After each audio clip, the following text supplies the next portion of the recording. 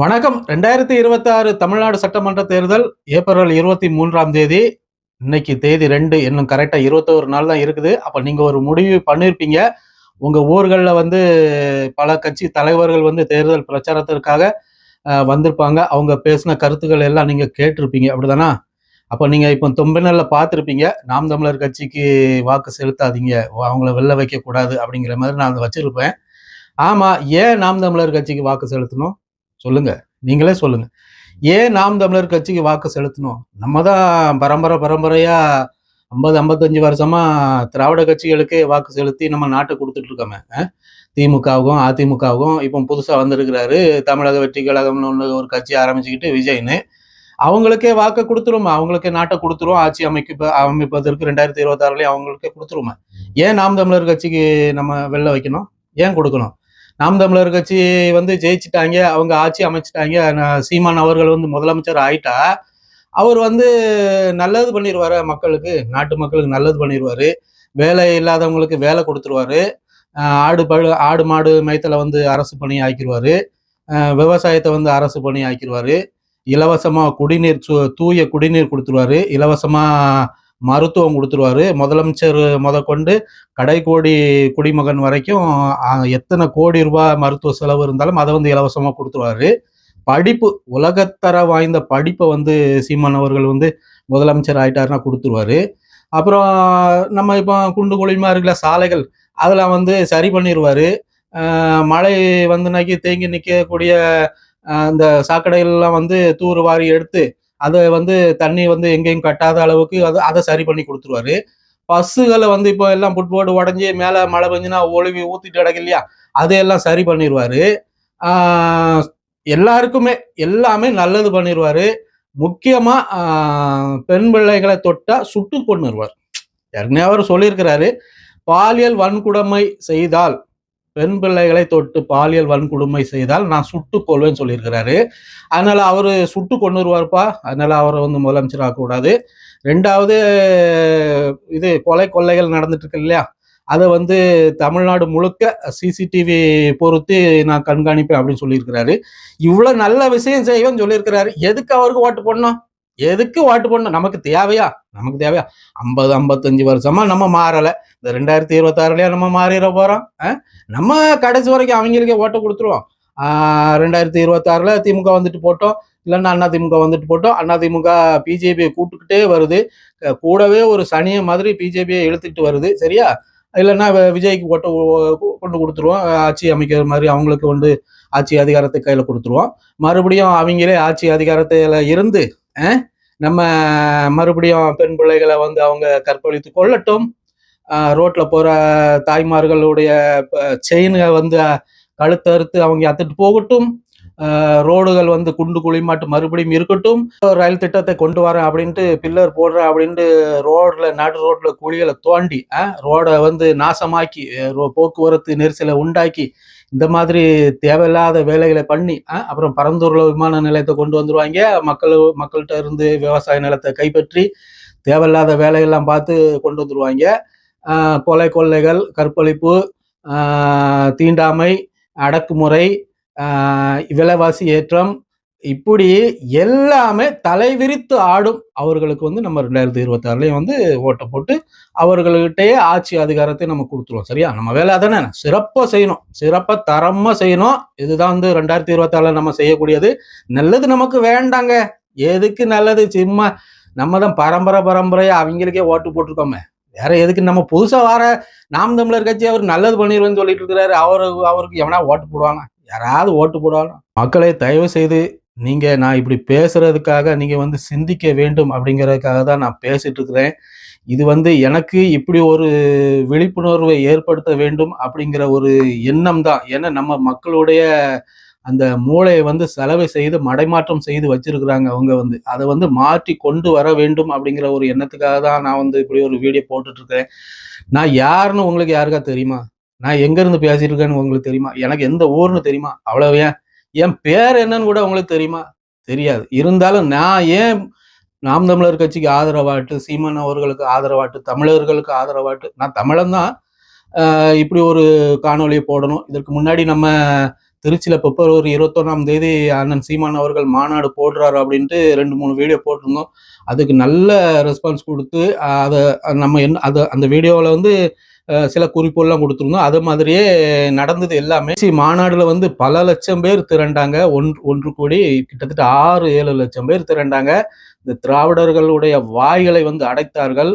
நம்ம தமிழர்கள் வந்து அதே மாதிரி தயவு செய்து நான் இப்பவும் உங்களை வந்து வேண்டி கேட்டுக் கொள்கிறேன். தயவு செய்து இந்த தடவை வாய்ப்பை தவற விட்டுறாதீங்க. 2026 சட்டமன்ற தேர்தல், தமிழ்நாடு சட்டமன்ற தேர்தலில் வந்து நாம் தமிழர் கட்சியை வெல்ல வைப்பதை தவிர நமக்கு வேற வழி கிடையாது, வேற வாய்ப்பே கிடையாது. இந்த தடவையும் நம்ம வந்து இந்த தப்பை 50-55 வருஷமா செய்த தப்பை இந்த தடவை நம்ம தொடர்ந்து செய்தோம் அப்படின்னா நான் இதுக்கு முன்னாடி பேசியதான் நடக்கும்.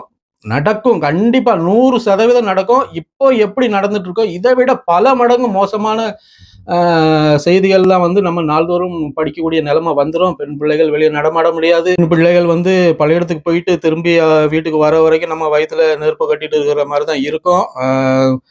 ஒரு தாலி சங்கிலியை கூட போட்டுட்டு வெளியே போக முடியாத நிலைமையில தான் வரும். அறுத்துட்டு போயிடுவாங்க. இன்னும் பல இடங்கள்ல வந்து டாஸ்மார்க்கை திறந்து விட்டுருவாங்க. படிப்பு இன்னும் தலைகீழ போயிடும். 7ஆம் கிளாஸ் 8ஆம் கிளாஸ் பள்ளியிடத்துக்கு போகக்கூடிய பையன் பைக்குட்டையில வந்து புக்குக்கு பதில் அருவாலை எடுத்துட்டு போறான். இனியையும் அவங்களுக்கே நம்ம ஆட்சி அதிகாரத்தை கொடுத்தோம்னா 1ஆம் கிளாஸ் 2ஆம் கிளாஸ் போற பிள்ளைகளும் அந்த மாதிரி அருவா கத்தி எடுத்துட்டு போகக்கூடிய நிலைமைக்கு இவங்க கொண்டு வந்துருவாங்க. 7ஆம் கிளாஸ் 8ஆம் கிளாஸ் பையன் பள்ளியிடத்து பையன் பைக்குட்டையிலே அருவா கத்தி இருக்குன்னா காலேஜ் போறவன் 12ஆம் கிளாஸ் படிக்கிற பையன்லாம் எந்த நிலைமைக்கு ஆவான்னு பார்த்துடுங்க. நிறைய இடங்கள்ல வந்து பள்ளியிடத்து பக்கத்திலே அது இருக்கிற பொட்டி கடையில வந்து இந்த கூலிப்பா அந்த கருமாந்திரத்தை என்னமோ விற்கிறாங்களாம். அது வந்து இனி சர்வ சாதாரணமாட்டு அது விரிவுபடுத்தப்படும். தமிழ்நாடு முழுக்கவே இப்போ போதை பொருள் வந்து தலைவிரித்து தான் ஆடிட்டு இருக்கு. ஒவ்வொரு பிரச்சனையும் ஒவ்வொரு சம்பவத்துக்கும் பின்னாடியும் வந்து போதை தான் அங்க வந்து மெயின் காரணமாட்டு இருக்குது. அந்த சம்பவத்துக்கு காரணமே போதை தான் அப்படிங்கிற மாதிரி தான் நம்ம எல்லா செய்திகள்லையுமே நம்ம பார்க்குறோம். இவ்வளவு தெரிஞ்சு இருந்தோம், இவ்வளவு புரிஞ்சு இருந்தோம், நம்ம திரும்ப அவர்களுக்கே வாக்குகளை கொண்டு செலுத்துவது வந்து அவர்களுக்கே ஆட்சி அதிகாரத்தை கொடுப்பது வந்து எந்த அளவுக்கு நம்ம எவ்வளவு தூரம் நம்ம முட்டாளாக இருக்கிறோம் அப்படிங்கறத வந்து நீங்க தயவு செய்து சிந்தித்து பாருங்க. இலவசம் தாரம் சொல்றாங்க. இலவசம் ஐயா ஸ்டாலின் அவர்கள் வந்து பேருந்து வந்து இப்போ மகளிருக்கு இலவசம் சொல்லியிருக்காரு. சித்தப்பா வந்தாக்கி ஆண்களுக்கும் இலவசமா. அப்புறம் அவர் 1000 ரூபா கொடுப்பாராம், இவர் வந்து 2000 கொடுப்பாராம். தமிழக வெற்றி கழகம் அவர் வந்தா 2500 கொடுப்பாராம். இப்படி எல்லாரும் இலவசம். யாரு காசு ஐயா ஸ்டாலின் பாக்கெட்ல இருந்து எடுத்து கொடுக்குறாரா? ஐயா எடப்பாடி பாக்கெட்ல இருந்து எடுத்து கொடுக்குறாரா? விஜய் பாக்கெட்ல இருந்து எடுத்து கொடுப்பாரா? நம்ம காசை தானங்க நம்மகிட்ட இருந்தானே எடுத்து கொடுக்குறாங்க. எங்க நம்ம காசை நம்ம கிட்ட இருந்து எடுத்து கொடுக்கறது எப்படிங்க இலவசம் ஆகும்? ஏங்க நீங்க சிந்திக்க மாட்டீங்க? நம்ம காசை நம்மகிட்ட இருந்து எடுத்து கொடுக்கறது எப்படி இலவசம் ஆகும்? ஏன் இந்த சிந்தனை வந்து உங்களுக்கு வர மாட்டேங்குது? இப்படிதான் நம்மளை இலவசமாட்டு நம்மளை வந்து காலம் பூராம அவர்கள் கையில அவர்களுக்கு அடிமையாகவே இருக்க வேண்டிய நிலைமைக்கு வந்து நம்மளை தள்ளி வச்சிருக்காங்களே. நம்ம தமிழர்களுங்க ஒரு காலத்துல கொடி கட்டி வாழ்ந்தவங்க, மானத்துக்காக உயிரை விட்டவங்க. நம்ம சிங்கப்பூர், மலேசியா, மொரிஷியஸ்லாம் வந்து அது வந்து நம்ம நாடே கிடையாது. அங்க வந்து நம்ம கை ஓங்கி இருக்குது. தமிழர்களுடைய கை ஓங்கி இருக்குது. தமிழ்நாட்டுல மட்டும் ஏன் நம்ம அடுத்த இனத்தவர்களுக்கு அடிமையாக இருக்கிறோம்? நம்ம ஏன் சிந்திக்க மாட்டேங்கிறீங்க? ஏன் நமக்குன்னு ஒரு தலைவன் இல்லையா? சீமான் இல்லையா? வந்திருக்கிறார் இல்லையா? கத்துறாரு இல்லையா? தொண்டை கழுத்தி போச்சுங்க அந்த ஆளுக்கு. பாவம், பேச முடியல. தொண்டையில புண்ணு வந்துருச்சு அப்படின்னு டாக்டர் சொல்லியிருக்காங்க. யாருக்காக உழைக்கிறவங்க? யாராவது மக்களுடைய பிரச்சனையை வந்து மனசுல இருந்து பேசாத தலைவனா? விஜய் வந்து இந்த மாதிரி பேப்பரை எடுத்து வச்சுக்கிட்டு வாசிக்காப்புல, அவரோட பிரச்சனையே பேப்பரை பார்த்து வாசிக்காப்புல விஜய். எங்க போய் சொல்ல? மக்களுடைய பிரச்சனையே அவருடைய பிரச்சனையே ஒரு பேப்பரை எழுதி வச்சு வாசிக்கிற அது வந்து ஒரு தலைவனா? அவர்களுக்கு பின்னாடியே நம்ம போனோம். அவர்கள் பின்னாடியே போனோம். 2 மணி நேரம் 3 மணி நேரம் ஆனாலும் வந்து நம்மளோட பிரச்சனையை, நம்மளுடைய சித்தாந்தத்தை, நம்மளுடைய பொருளாதாரத்தை, நம்மளுடைய வாழ்க்கை தரத்தை வந்து பேசுறது வந்து ஒரு துண்டு பேப்பர் இல்லாம பேசுறாங்க இல்லையா நாம் தமிழர் கட்சிக்காரங்க, சீமான், நாம் தமிழர் கட்சி பிள்ளைகள் வந்து. அதை ஏன் நம்ம சிந்திக்க மாட்டேங்கிறோம்? இந்த 2026 திருச்சி பிப்ரவரி 21ஆம் தேதி மாநாடு போட்டிருந்தாங்களே, அந்த மாநாடுல எழுந்த மாதிரி ஒரு புரட்சி இந்த 2026 தமிழ்நாடு சட்டமன்ற தேர்தலையும் வந்து ஒரு புரட்சி நம்ம கொண்டு வரணும், மாற்றத்தை கொண்டு வரணும். தயவு செய்து மாறுங்கள் மக்களே, நம்ம வந்து யாருக்கும் அடிமை இல்லை அப்படிங்கிறத வந்து நம்ம இங்க வந்து உணர்த்தணும். நாம தமிழர்கள், நம்ம நாடுங்க இது. இது நம்ம ஊரு, நம்ம மண்ணு, நம்ம மரம், நம்ம கடல், நம்ம மலை, நம்ம ஆறு, நம்ம குளம், நம்ம புல்லு, நம்ம பூனை, நம்ம நாய். இது நம்ம ஊரு, நம்ம நாடு. நம்ம நாட்டுல அடுத்த இனத்தவனுக்கு என்ன வேலைங்க? அவங்கிட்ட போய் ஏன் நம்ம கை கட்டி நம்ம அவன் போடுற இலவசத்துக்கு பிச்சை எடுத்துட்டு நிக்கணும்? நாம ஏங்க பிச்சை எடுத்து நிக்கணும்? அவன் போடுற காசுக்கு அவன் யாருங்க நமக்கு தர்றதுக்கு இலவசம்? நம்ம காசை எடுத்து அவன் நமக்கு தரக்கு அவன் யாரு அவன்? நாம அப்படி அந்த அளவுக்கு தரங்கிட்டு போயிட்டோமா நம்ம தமிழர்கள்? வந்து அந்த அளவுக்கு தரங்கிட்டு போயிட்டோமா? நம்ம கிட்ட என்ன இல்ல? உலகத்துல உள்ள அத்தனை பெரிய டெக்னாலஜிகளை கண்டுபிடித்து அங்க வெளிநாடுகள்ல இருக்கிறவங்கள, அந்தந்த பெரிய துறையில இருக்கிறவங்க தமிழர்களுங்க. அந்த அளவுக்கு அறிவாற்றல் பெற்றவங்க தமிழர்கள். நம்ம போயிட்டு அடுத்தவனுக்கு அடிமையாயிட்டு நம்ம இருந்துட்டு இருக்கோம். காலம் போறாமா அப்படிதான் இருக்க போறோமா? இன்னும் அப்படிதான் இருக்க போறோமா? சிந்திங்க, தயவு செய்து சிந்திங்க. நீங்க வந்து இது வரைக்கும் யாருக்கெல்லாம ஓட்டு போட்டிருப்பீங்க. ஏதாவது மாறி இருக்குதா? மனசாட்சி தொட்டு சொல்லுங்க. 50, 55, 60 வருஷமா இந்த திராவிட கட்சிகளுக்கு, திமுகவுக்கும் அதிமுகவும் ஓட்ட போட்டு ஏதாவது மாறி இருக்குதா? ஏதாவது போராட்டங்கள் இல்லாம இருந்திருக்குதா? கொள்ளை நடக்காம இருந்திருக்குதா? சாலை ஒழுங்கா இருக்குதா? பசு ஒழுங்கா இருக்குதா? ஏதாவது நல்லா இருக்குதா? விலைவாசி ஏற்றம் இல்லாம இருக்குதா? சொல்லுங்க.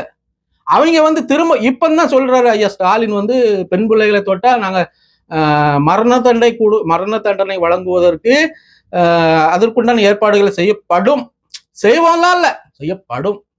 இது வந்து எலெக்ஷன் பிறகு மறந்துடுவாங்க.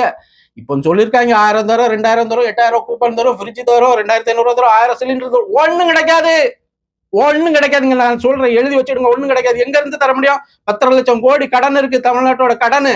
1 லட்சம் கோடி வரைக்கும் வட்டி கட்டிட்டு இருக்காங்க. எங்க இருந்து கொடுப்பாங்க? அப்படி கொடுத்தா நீங்க இன்னைக்கு எழுதி வச்சுடுங்க. உங்க கரண்ட் பில் நீங்க இன்னைக்கு கட்டிட்டீங்களா? 4 மடங்கு உயரும். பால் விலை 4 மடங்கு உயரும். போக்குவரத்து துறையில பஸ் கட்டணம் 4 மடங்கு உயரும். பத்திர பதிப்பு 10 மடங்கு கிட்ட உயரும். கொடுக்க தயாரா இருக்கீங்களா? நீங்க கொடுத்து செய்வீங்களா? பணம் இருக்கிறவங்க நீங்க கொடுத்துருவீங்க. பாமர மக்கள் என்ன பண்ணுவாங்க? 1 கிலோ அரிசி வாங்க என்ன பண்ணுவாங்க? நீங்க பண்ற பெரிய இந்த கொஞ்சம் வசதியா இருக்கிறவங்க, அவங்க வந்து செய்யற தப்புல பாமர மக்களும் இருக்காங்க இல்லையா? அவங்கள சிந்திக்க வேண்டாமா? நம்ம பாவம் இல்லையா? அவங்க கஷ்டப்படுறாங்க இல்லையா? உங்களுக்கு விலைவாசி வந்து பணக்காரர்கள் மட்டும் இந்த விலை, ஏழைகளுக்கு இந்த விலைன்னா விலைவாசி வைக்கிறாங்க. ஒட்டுமொத்த தமிழ்நாட்டுக்கு தானே விலைவாசி வைக்கிறாங்க. தயவு செய்து சிந்திங்க. 2026 தமிழ்நாடு சட்டமன்ற தேர்தலை வந்து தயவு செய்து சிந்திங்க. கத்துன்னு கத்திட்டு இருக்காங்க. தயவு செய்து அவங்கள வந்து நிராகரிக்காதீங்க. நாம வந்து பக்கத்துல நடக்க ஊர்கள்ல அந்த சண்டை, இன சண்டை, மத சண்டை, பக்கத்து வீட்டுல குடிசை எரிஞ்சு போறது வந்து நம்ம வேடிக்கை பார்த்துட்டு இருக்கோம். நமக்குன்னு நம்ம வீட்டுல நடந்தாதான் அந்த உணர்வு வருமா? அந்த கஷ்டம் தெரியுமா? பக்கத்து வீட்டுல நடக்கும்போது அந்த கஷ்டத்தை நம்ம உணர வேண்டாமா? அப்ப நாளைக்கு அந்த பிரச்சனை நாளைக்கு நம்ம வீட்டுக்கு வரும்னு நம்ம சிந்திக்க வேண்டாம். நம்ம வீட்டுக்கு வராதுன்னு நீங்க எப்படி நினைக்கிறீங்க?